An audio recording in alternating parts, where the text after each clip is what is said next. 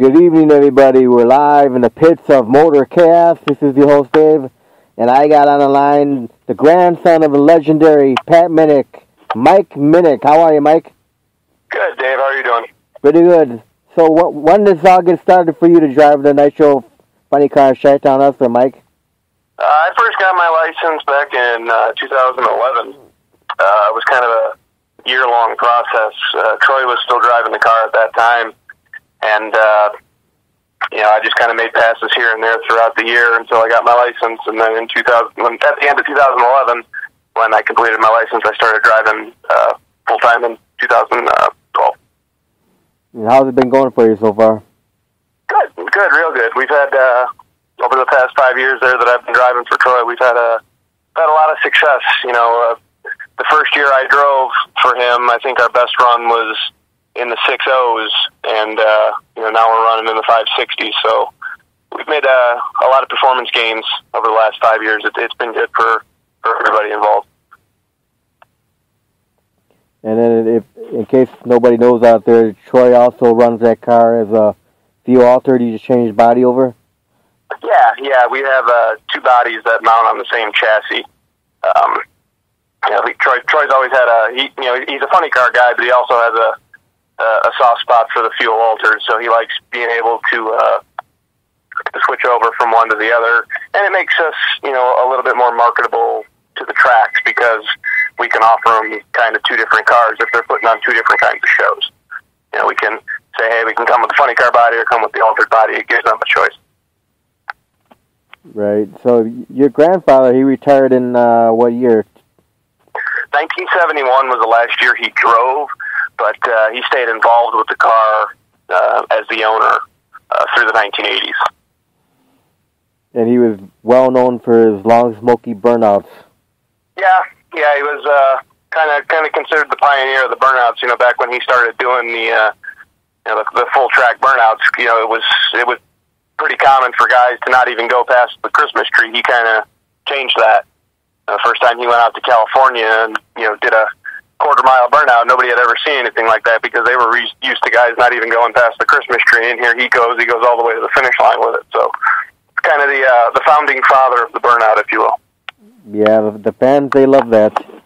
Yeah, and that's kind of why it caught on. It was one of the things that made the car, so popular. Were that they were doing something that nobody ever had seen before, and then you add on top of that, it was one of the best running cars in the country. A lot of people associate it with that '69 Charger car. That's probably the most famous Chi-Town Hustler. They just associate it with the burnouts. A lot of people don't know that car also had about a 90% winning percentage. It won about 90% of the races that it went to. So they put on a good show for the fans, but that car was also a terror against the other racers.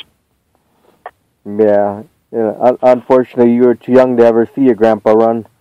Yeah, he quit driving about 15 years before I was born, but luckily before he passed here just this last January, but luckily he was able to come out and see me drive before we lost him, so that was pretty special. So did your grandpa give you any pointers? The eras that we drove in were so different. It's kind of hard to compare them because the cars have changed so much, the technology had changed. But one of the things he always told me about driving is, you go out there and you do your own thing. The car will tell you what it wants you to do. You just got to be comfortable listening to it. Do what it tells you to do, but also, remember that you're in charge of it. It's not in charge of you. Right. So we always had good talks about, when I'd come home from a weekend, or I'd be at the racetrack after making a couple runs. I'd always make sure I called him and kept him up to date because he always wanted to know what was going on.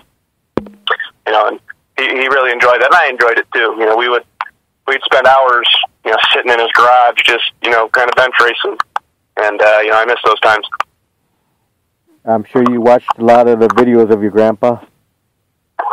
Well, the actual videos of him are hard to find. There's not much other than old 8mm film. There's plenty of pictures, but actual video of him driving is actually pretty rare. I have seen a few, but there aren't very many out there. So if anybody out there listening has any, feel free to send them to me because I love seeing them. So now, what made you decide 5 years ago to get in the seat of a Nitro Funny Car? Oh, well, I've always been around the sport. You know, when I was born there in the mid-'80s, my dad was actually driving our car. So, you know, I was born and raised around the racetrack, born and raised, you know, with a funny car driver as my dad. So, you know, it was always kind of in the back of your mind that, you know, wow, I'd really like to try this one day. And Troy was nice enough to give me the opportunity. He came up to me one day and said, hey, you want to jump in this thing? And I wasn't going to be foolish enough to say no. So, you know, being born and raised around it certainly helped. But you know, I wouldn't be where I am today without Troy giving me the opportunity to drive his car. Your dad is Wayne Minick, right? That's right. Yeah. So is your dad part of your crew? Yeah. He comes to most of the races. He might miss one or two here or there, but he's usually always there.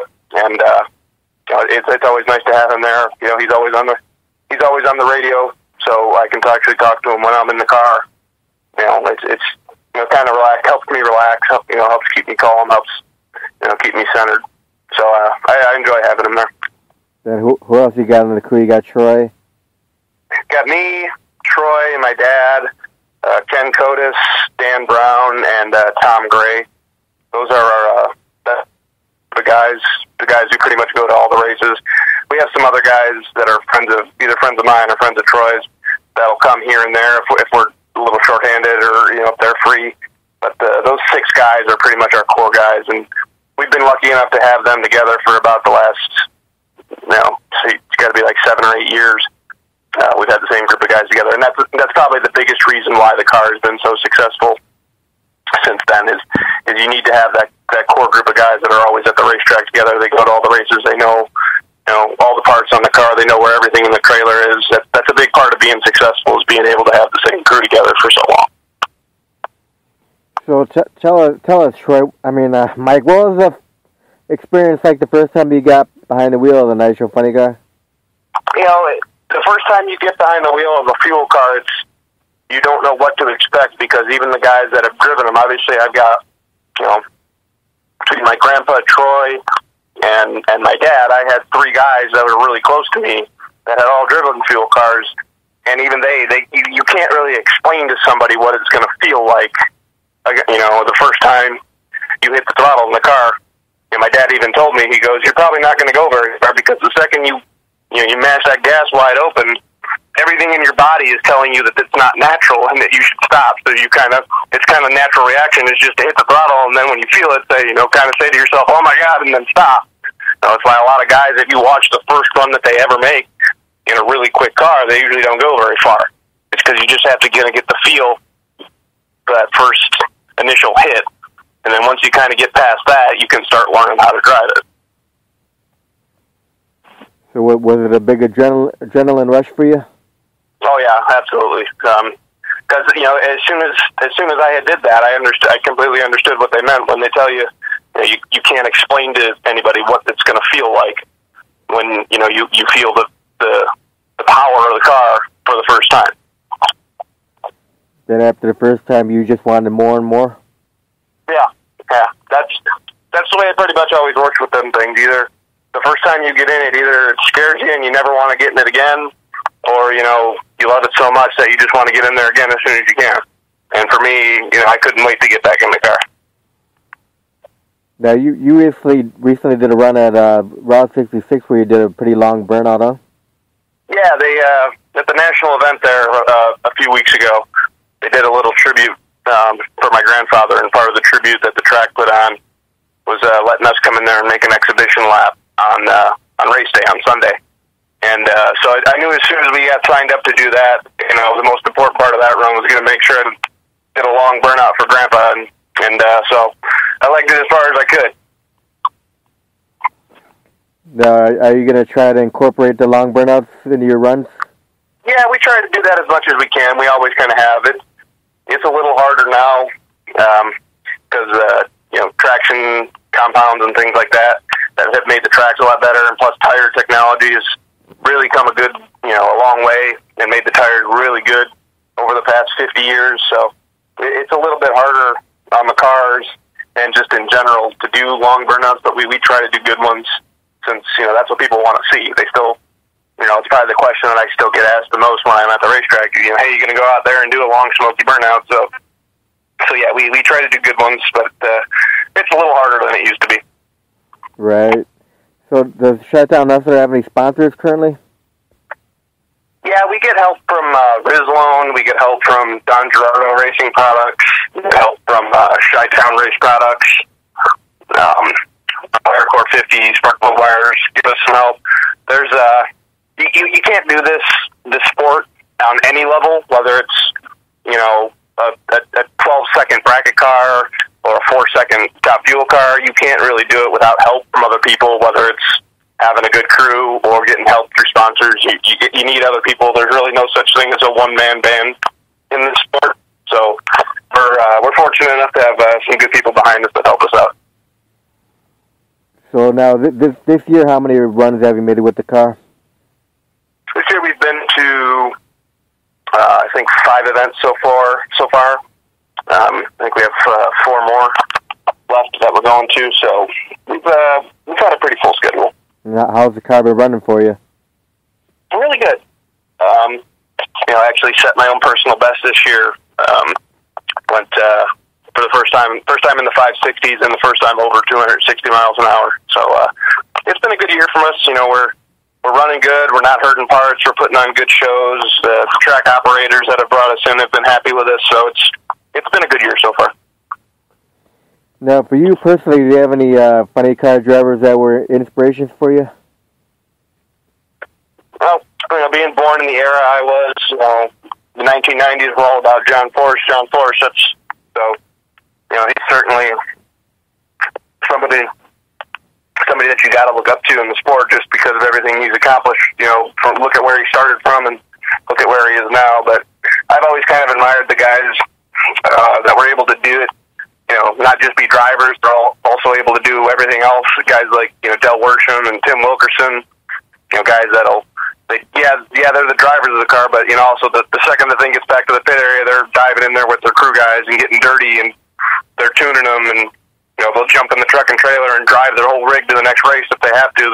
Kind of the do whatever it takes to get to the next race mentality. That's kind of how I was raised.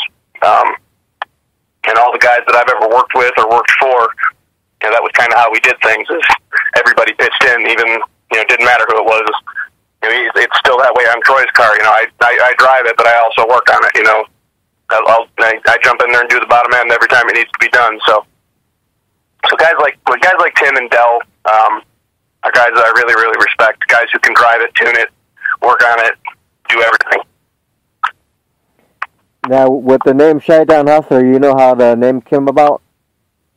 Yeah, that name was actually thought out by my grandpa in the living room of his house back in the 1960s. They were him and Austin Coyle and John Farconis, who were the 3 original owners of the car. This was the first funny car they had ever owned, and they were trying to think of something, trying to think of what to call the car. And Grandpa knew that it needed to be something catchy, something that they could market to tracks, something that the tracks could use to market the car and the races that they were going to.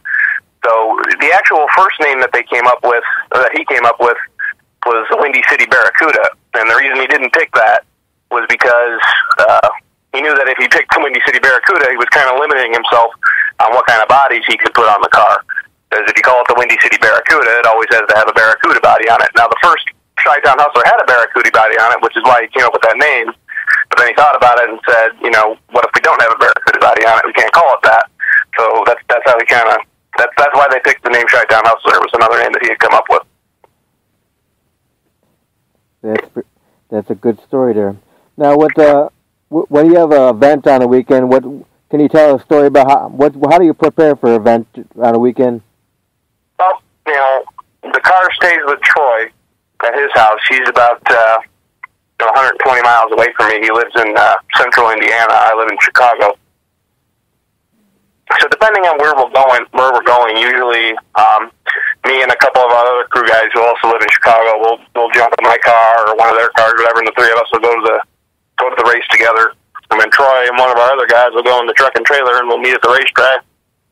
Usually it's the morning of whatever night we have to make our run. Usually our events are Saturday night only, but we do have a couple that are Friday and Saturday.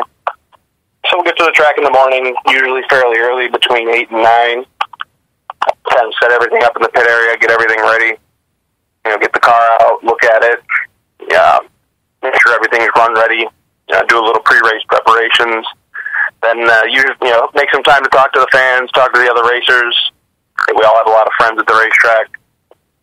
And then usually about 2 hours before we're getting ready to run, we'll fire the car up and make sure everything looks all right, make sure everything's running smooth. And then when it's time to race, we'll head on up to the starting line and do our best to get her done. Now, prior to driving the Nitro Funny Car, have you raced any other kind of vehicles? I drove a friend of my family's Super Cup car a couple of times just to kind of get the feel for what it's like to drive a race car. It was a few years before I ever got in a funny car. So I think I made 4 runs in that car. So that was the only experience I had driving anything before I got in Troy's car.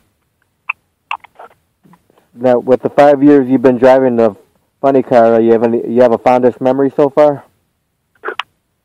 Probably in 2013, we were at the World Series drag race in Cordova. It was which is a big show. We made it to the final round. Actually, I raced against Cruz Pedregon. He had his Nostalgia Funny car out there. It was me and him in the final.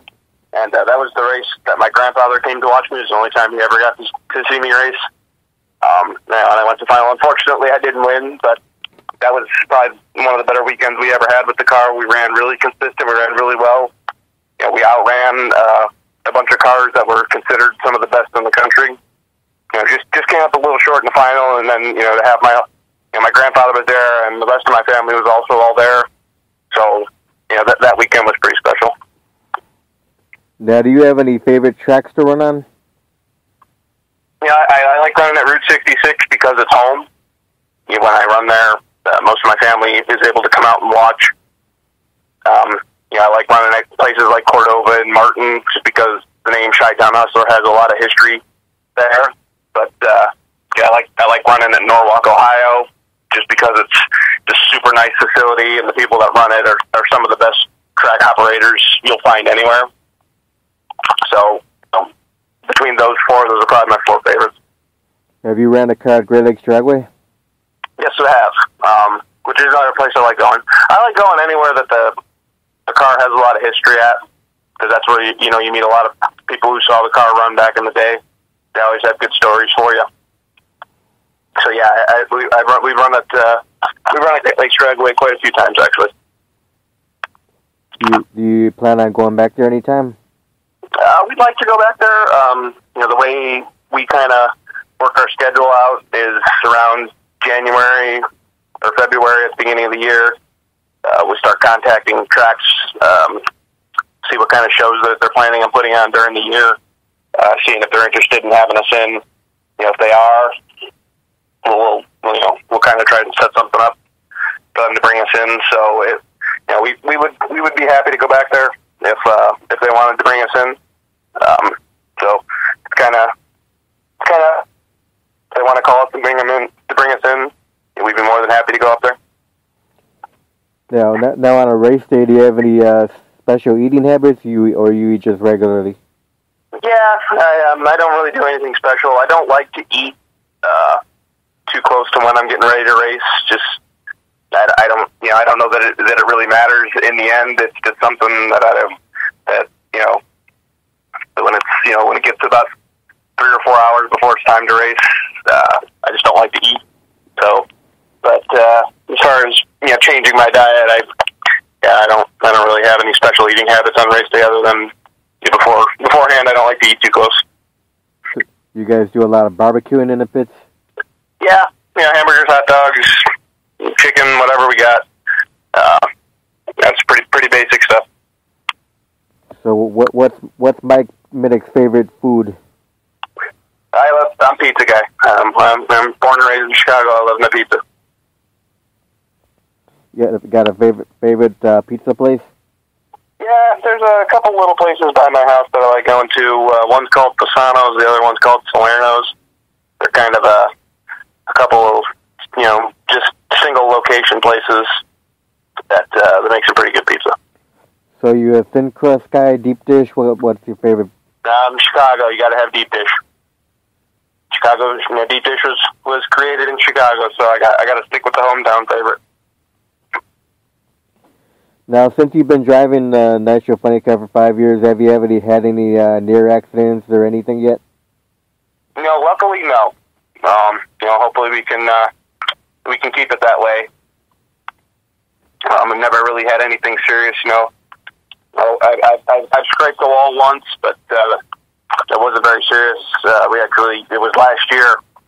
We had a fuel leak that nobody saw until after I had left the finish line, and a little bit of fuel got under the tire and sent me towards the wall. But luckily, it wasn't very serious, just kind of a minor scratch, nothing we couldn't fix. So that's been about the worst of it. Like I said, hopefully we can keep it that way. Now, do you have any other hobbies besides drag racing? Yeah, I'm a sports guy. I enjoy watching and participating in sports. I like playing golf. I like playing hockey. I like going to the gym, working out, just to kind of keep myself in shape. But yeah, I'm a recreational sports enthusiast. And you're a White Sox fan, correct? Yes, sir. Born and raised on the south side of Chicago. I'm a White Sox fan. Yeah, myself, I wasn't raised on the south side, but my dad was always White Sox, so I'm a White Sox fan too. Yep. Yeah, we're a little outnumbered in Chicago, but I still root for them. Now, Mike, if you could go back in time to do something over again, what would you do? I don't think I would change much of anything. As far as where I am in the sport, I'm actually really happy with it. We have a pretty successful team. We have a good reputation with track owners and with fans and with other racers. So I like where we've gotten, and the good thing is we've pretty much done it. Like I said, with the same core group of guys. We've kind of, our crew, and especially Troy, we've all kind of got here together, and we kind of did it on our own. So it's pretty good. It's pretty cool, and it's pretty special that we're in the position we are, and we've kind of made it here ourselves. We're kind of self-made. So I don't think I would want to do anything over, just because I like where we are as a team. So I think the way things have gone is actually pretty good. Besides your father, do you have any other family members that are involved with you at all? My whole family is involved in the sense that they like to come out and hang out with the team. They like to come and hang out with the pit area and watch. My older brother, he's actually a crewman on a Top Fuel car. He works for Pat, Top Fuel racer out of Ohio. He also works with Bobby and Dom Lagana, their family car that they run a few times a year. So, and he comes with us on Troy's car when he's got an off weekend from the NHRA tour. So, my whole family, I would say my whole family's involved because they all follow the sport. They all come out to the track whenever they can to support, whether it's to support me or to support my brother. So, yeah, we're all heavily involved in the sport. Now, if you had a choice for an alternative to drag racing, what would you be doing?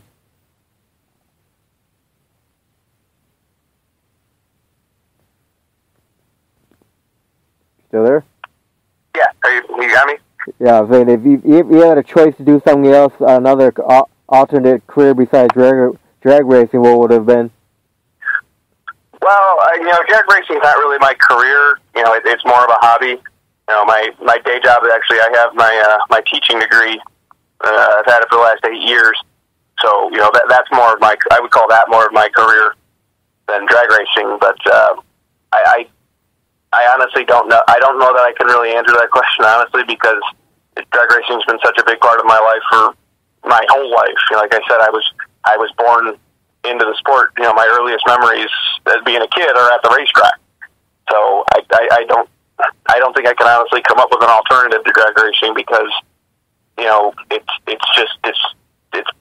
hasn't become part of my life. It's always been a part of my life. I don't know any other style than drag racing. Like I don't know what else to do with my summers except go to the racetrack and either, you know, hang out or work on the race stuff. So you eat, live, and breathe nitromethane? Yeah, pretty much. You know, once you get a whiff of it, it's hard to, you know, ignore it anymore. You know, after you start to miss it as soon as it's gone. So there's really no escaping it. Now, do you guys get your nitro from Schumacher? Yeah. He's the most reliable supplier in the Midwest. He's always got some available. So you know, it's just easier to get it taken care of from him, for us anyways, because you know, he's not too far from where Troy lives, so it's easy for him to get it when it's available. So how many gallons does the Chi-Town Hustler take? The fuel tank we have will hold about 16, but we only use between like 10 or 11 on a run. You know, we like having it that full because we can use the unburned fuel as basically ballast for the front, you know, to kind of keep the weight of the car evened out. Right. Now, as far as the upcoming events, can you tell us what the upcoming events are for the year? Sure.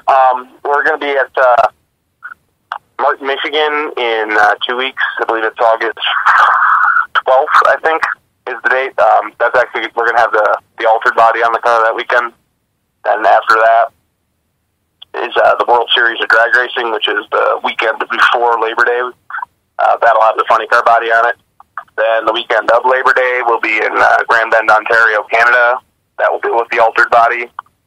The weekend after Labor Day, we'll be back in Martin with the altered body on it. And then right now, our last race of the year is September 23rd in Milan, Michigan. And then if people want to find all the events online, where can they look? The easiest place to go is our Facebook page. The Facebook page is run by Troy and myself for the most part. So it's the easiest place to reach us. If you got any questions about our schedule, any questions about the car for us, or even if you just want to share a couple of pictures that you took of us at the racetrack or that you found going through your old collection or stuff, you can post them there. You can share them with us. We love seeing them. So the easiest way to get in contact with us is probably through our Facebook page. Yeah, pictures, videos, whatever. Yeah. We try to update it almost every day, whether it's just giving an update about the team or sharing a picture or about the car. We try to update it pretty much every day. So no Twitter, Instagram, or Snapchat on those? Yeah, I have a Twitter, a personal Twitter for myself. I don't use it terribly often, but I am on it every day. But I mostly read more than I post. But you can give me a follow there if you want. Just type in my name and I'll show up. Our Instagram, we really don't have a need for terribly because, like I said, we share all our pictures and stuff through the Facebook page. So that's the easiest way to reach us is just going to the Facebook page. Now, does the Chi-Town also have a YouTube page? We don't have a dedicated YouTube page for the car. I have a personal YouTube page, so any videos that I take myself of the car will be on there. But again, we share it on the Facebook page. Any YouTube of the car, we share on the Facebook page. So we don't have one that's specifically dedicated for us because, again, any video we have will be on the Facebook page. Sounds good, Troy. I can't keep calling you Troy. That's okay. Trust me, you're not the only one who does that. I get that fairly often, actually. Either get called Troy or get called by my dad's name. Sounds great, Mike. So you have any last words for the fans out there? Yeah, just we really appreciate you guys. We really do have the best. Our sport has the best fans out of any other sport that you'll find, and our fans are great. They're unbelievably supportive of what we do. They're always friendly, and you guys are always welcome to come on by the pit area, stop by, say hello if you see us out. You know, we need you supporting the car. We need you supporting the sport. You know, our sport is heavily spectator driven. You know, if you guys don't come out to the racetrack, then there'll be no more races. As tracks can't put on races unless there's fans to watch them. So we need you guys out at the racetrack. We need you guys, you know, out supporting the car, out supporting the sport, out supporting all the other races. So we appreciate you guys, and make sure you come by and say hello if you see us at the racetrack. We love the stories, we love the pictures, so feel free to share them with us. Yeah, make sure you bring the kids out, because the kids are very important. Absolutely, kids are the future. You know, the kids of today are the fans. You know, the kid fans of today are the adult fans 20 years from now. So I started in this sport, you know, as a 5-year-old kid walking around the pit area holding my dad's hand, trying to get as many autographs as I could. That, you know, that I was no different than every other kid.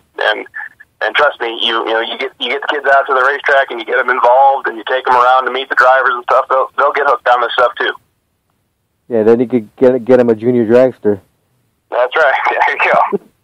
There seems to be a lot more junior dragsters coming up now, which is good. And that's a good thing. I mean, that's awesome. When I'm at a track and I see a staging lane full of junior dragsters, I think that's really cool because, like I said, that's the future of the sport right there.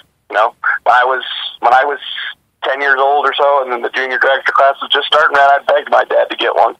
But unfortunately, that never happened. But I was lucky enough to get into a different car a little bit later. So, you know, like I said, support the sport however you can.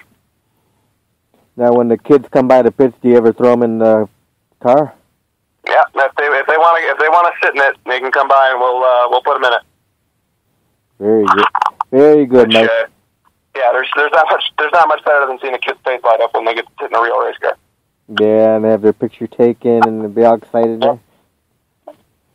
Yep. You got fan cards when they come in, they sign? Yeah, we got cards they can come by and grab. Yeah, they're free. We got, you know, thousands of them, so you can come by, grab a card. You know, I'll sign it. You know, you can have Troy sign it if you'd like. More than happy to oblige. Sounds good. So, yep, everybody bring your families out there and see Mike in action. And get a whiff of nitromethane and get your eyes all teared up and all that good stuff. Yep, nothing like it. Yeah. Well, thanks again for the interview, Mike. Right, Dave. Thanks for having me. I appreciate it. No problem. We'll have you again in the future. All right, sounds good. All right, you have a good night, Mike. All right, you too. Okay, bye-bye. Bye-bye.